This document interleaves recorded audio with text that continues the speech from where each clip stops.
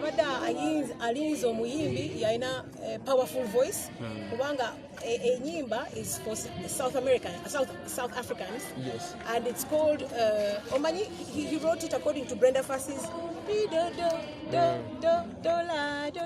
so he wanted somebody who can sing like the South Africans.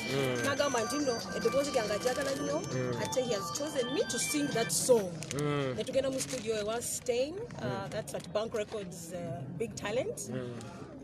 Then so Stain yaji produces at a Big Nash kati yaji mastering, so it should be out tomorrow.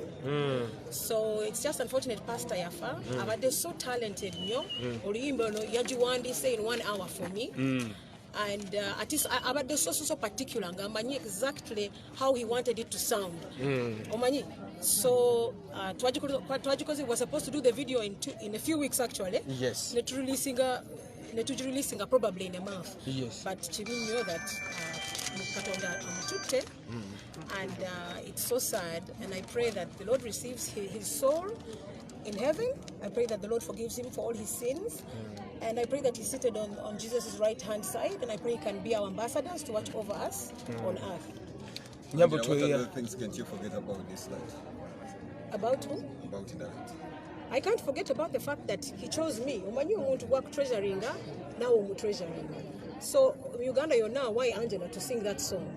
Okitegeera. So nange ekitiibwa kyonna yakimpadde ate mwebaza nnyo, so I'll never forget him for that. I'm going to make it a point that the whole world receives his song, this boy, and the video byonna tugenda bikola with the family together. Katatumba ekibuzo kisembayo twawulidde nti nno walina special relationship ey'amaanyi ne pastor. With Pastor? Yes. Yeah, Pastor just, when I'd come to ABStv for the interview, he met me and he said, can I have your number? I want to meet with you. Then I want to discuss a business plan with you. So to agenda for lunch at Serena, he took me for lunch and we discussed the fees. Now we negotiated and we agreed. Nampa fees yange na sasula Stain at the production.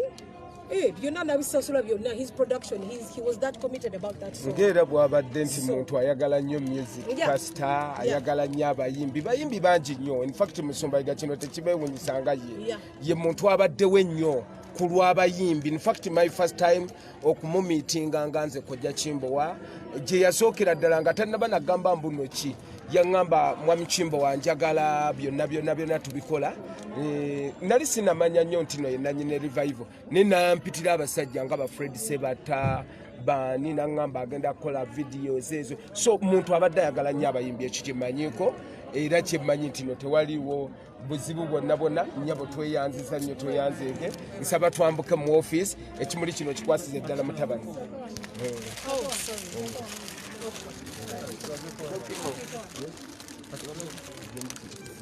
Mako amanya ganze evangelist katsoke tumale kino Mako Yeah. Tutambule. Inako. Mako Tutambule. Okay, tutambule nyabo nga tuko. Okay. So wali wali yes.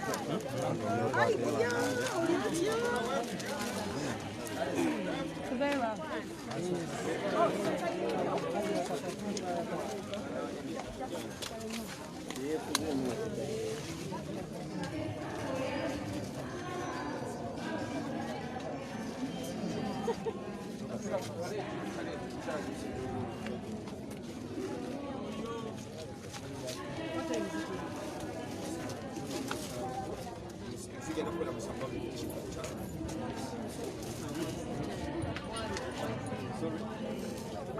I tell the date.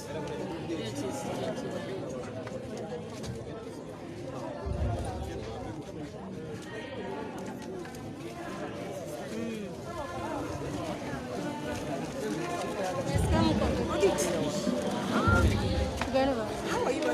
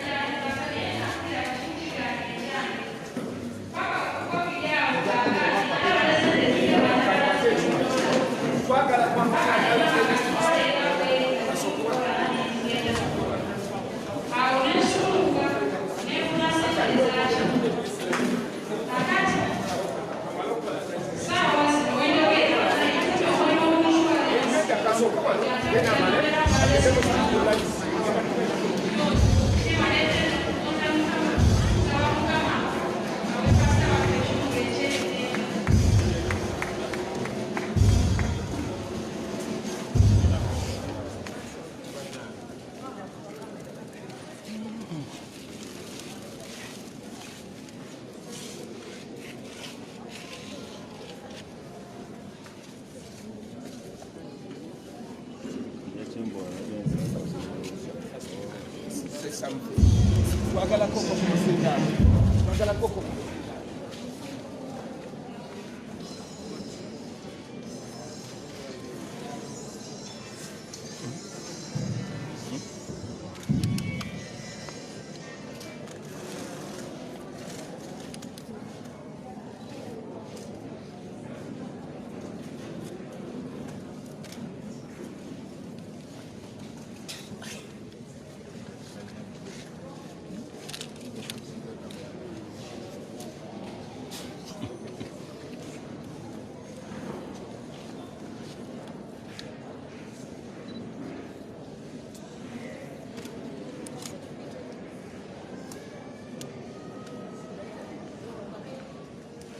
Yes, kumenya kugana naye sana Lwebabade Atuuse. Neba okuja okusanyukira omukati waffe omugenzi Yiga abagenyi tubongere engalo ez'amaanyi.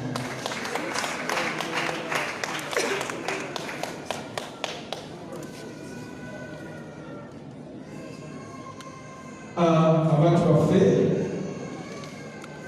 mwebale nnyo mwebale ddala nga tugenda okuyingira mu malya g'ekyemisana essaawa yonna okuba kati enteekateeka bonna bwoli tujja kubeera nti okusaba n'abantu waggulu badde wansi mu kiseera ekiddaka naye tufunye omugenyi ali special abadde nnyo mukwano gw'omusumba Yiga ate be bamu ku mikwano egibadde gisembeddeyo ddala okubeera nti okubanga okusinziira ku kyentuliddeko nti mu myezi 6 emabega babadde bakwatagana okumiitinga okwogera ate nga mukyala Yimbi bamuyita Angela Katatumba bamumanyi muwanike enkofonaye Angela Katatumba tugenda kusaba agenda kutubuuza naye nga bwemumanyi nti ekintu esinga obukulu kwagenda buli muntu yenna wano twagala gye okunyolwa naye atera okubeera nti tumutegedde gaye genda kusaba agenda kujja David okufuna omukyala okuva kwa Kabaka wa Buganda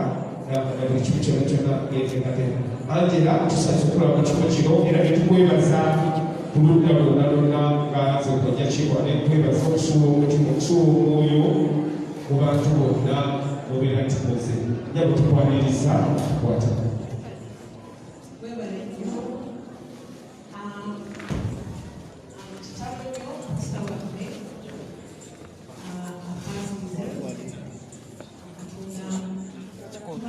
Now we go. Pastor Yiga was an amazing man. Hey.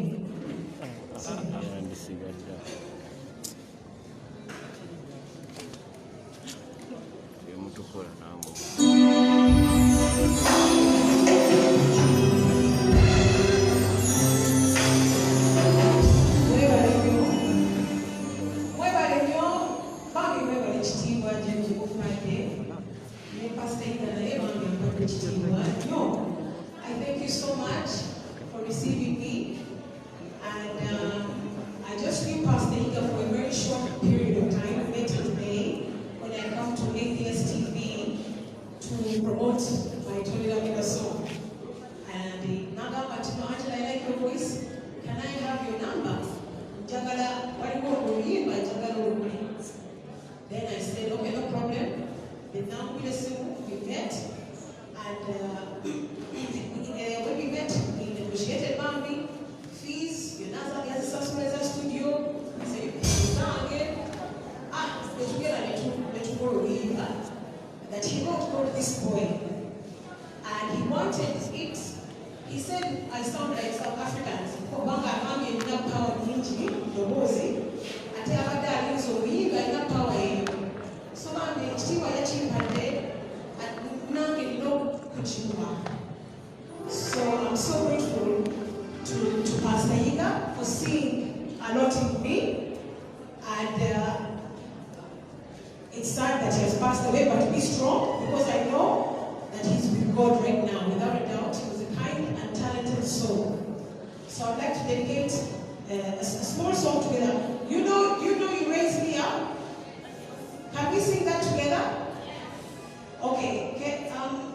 you can give me a key, we start the chorus, then we do. Okay? Not so high. I am down. Is that too low? I am down. Is that too high? Lower. Yes. Okay. So I want you to join me in the chorus. Okay. I'm ready. I am down. I know my soul is slowly. When troubles come and my heart burning, when I am still and waiting in the silence until you come and see what I need. Together, you raise me up so I can stand around it. You raise me up to walk on these seas. And I am proud when I am on your shoulders. You raise me up to walk in these. One time.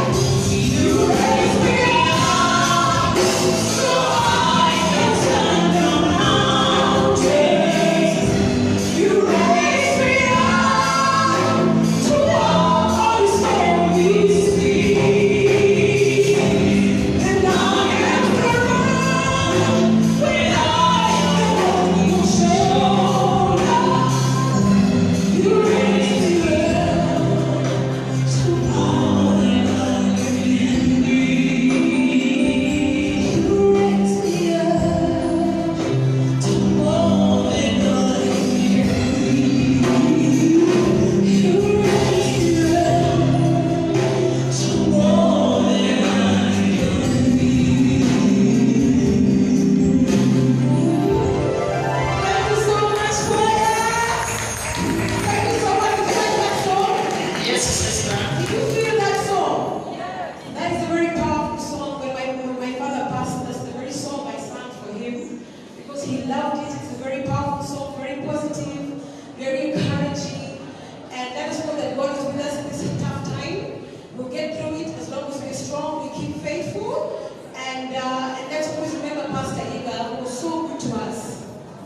So the song "This Boy" is getting mastered, and tomorrow we are releasing it. I hope you like it because that was Pastor Yiga's creation. Thank you so much, Gwenna. I love you so much. Bye. Yes, welcome in Zamani. Basebe banyabo tuli live ku Kozale ABStv, tuli live ku TV omusumba Yiga tusaba ekimuli kino kiri kugonayizibwe ku TV live. Omukulu Andrew Jenga atusabye n'agamba nti tasobodde kujjatizibwa naye waali era bwenna tusaba ekimuli kino gyabademu kitwalirire kize kitya buli kimu kyonna live ku Kozale ABStv.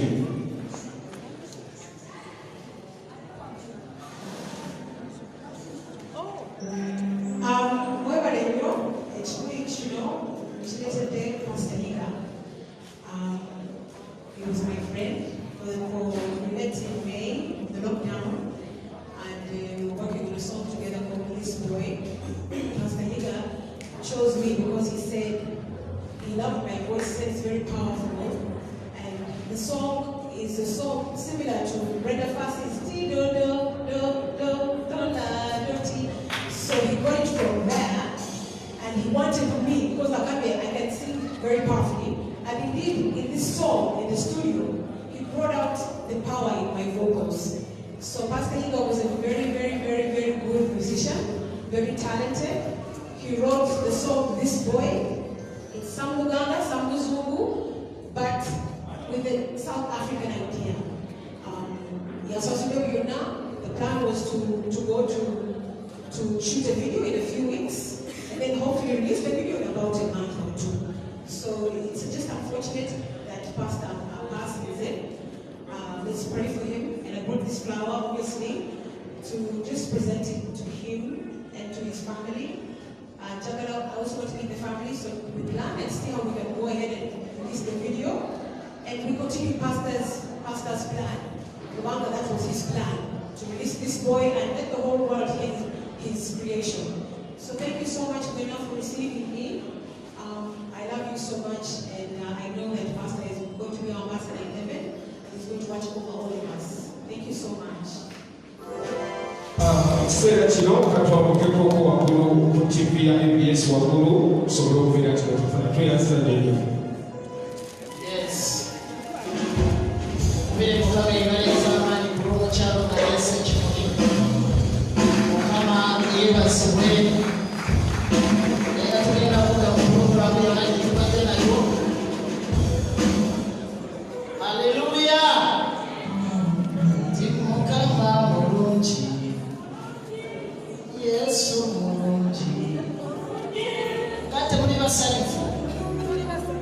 Bambi tusanyuke ku linnya lya Mukama waffe Yesu. Omugenyi waffe tugenda okwaniriza Katonda.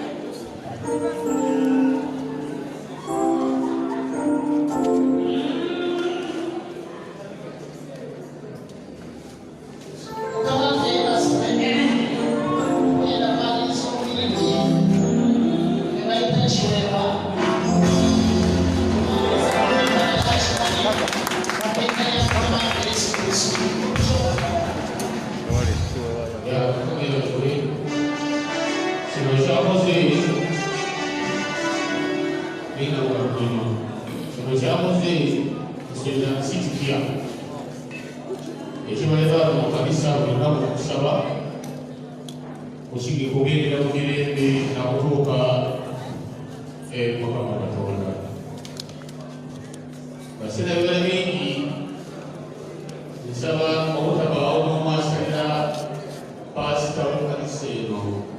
Yiga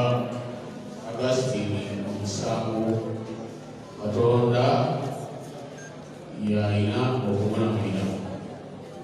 Kyensuubira nti bw'ofuna ssente noba kulya wekka nga tolinayo kunomaga bweneyanjiza obugagga bubi. Naye singa oba n'obugagga obuyamba ku bantu abalala bateesobola bulungi nga pasita yebabadde akola, ndowooza oba mutuufu.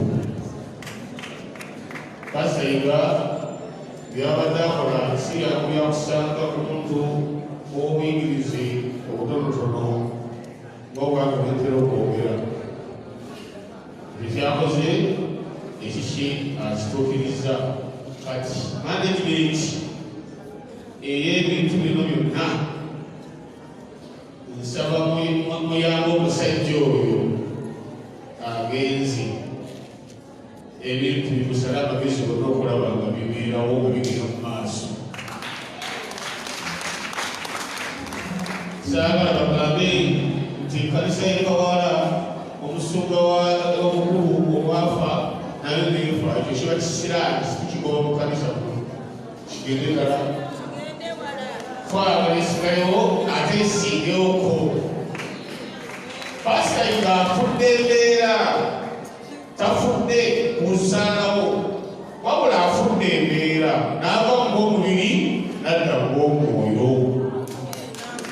Mukimanye nti ng'etteeka era alajja kujjanga alaba biki ebigenda mu maaso. Kijja kuba kibiina ebirooto bye management tebituukiriza. Olukiiko waggwa abantu basinga okumanya ku nsonga ezo ne management endala nga birina okutambula n'omusumba Jjingo. Ebintu bino ne management yonna nga bwetambulamu bwemanyi, naye ekkanisa eno tusaba ne TV yako bigendere ddala mu maaso. Abalabe tebajja kukoowa, babalabe balina okujja, naye ekirungi nti omuntu owakoyina omupiira era gwoyogerwako. Babalabe gye bali kati bakuba mu ngalo balina kuba nga basaze ente nti bawangudde. Kati tubasaba nga bwe bawangudde babeere waabwe tebadde kulowoza kanisa mwoyo mulungi. Naye ng'offe ng'abayimbi ffe tufa tuli nga bajaasi, kubanga omwana olumu ffe yatufa tufa omuyindi wa yali amudde yatufaako endala mukyatukawo kikate etumusibula tumuzibaegawomukate erudde enoonefiiba nebikkuwa era webabalirabagaffe tufiiriko omutwagekolaka kufulumya omulanda ebyaddala abati ffe abayingire tufa kubanga tekinawe kigeza kula musanyu ne munaku tubeerawo tulina okubuuza okulewa abantu naffe ebyomubiri yaffe okwaziramu amaani maleme kubeera mugaziga bukka igabalagalagalanya akayimba kundi obuze teekayo taba bamusibeero kalyamukawe oyobagana okira esooka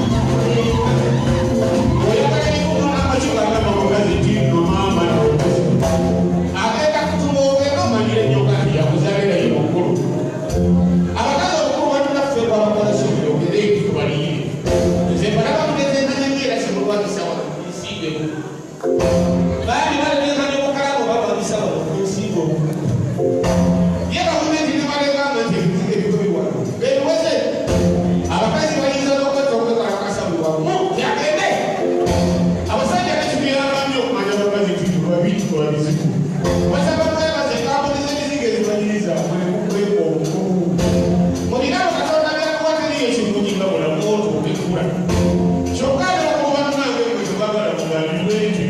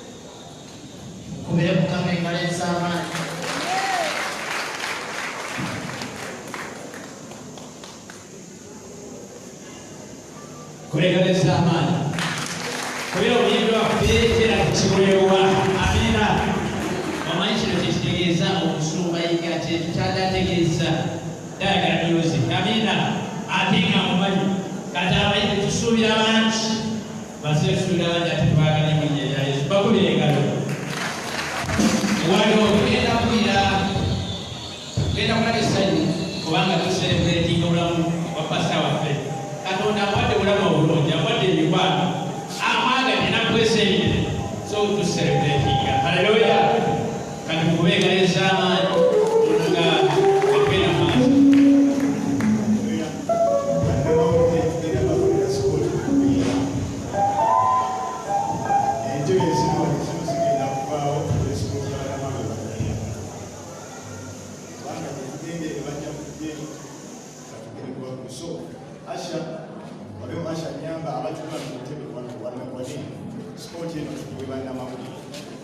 so mugenda tusonyiwa abantu bano batuuza wano omukebezi yangu wakowanino tuuza abantu bano so banamule tugenda bawa sport bannamawulire kino kyamu bannamawulire ekyokubiri mumpulira byayitibwa ayingira tujja bawayo time atuwa ebifaananyi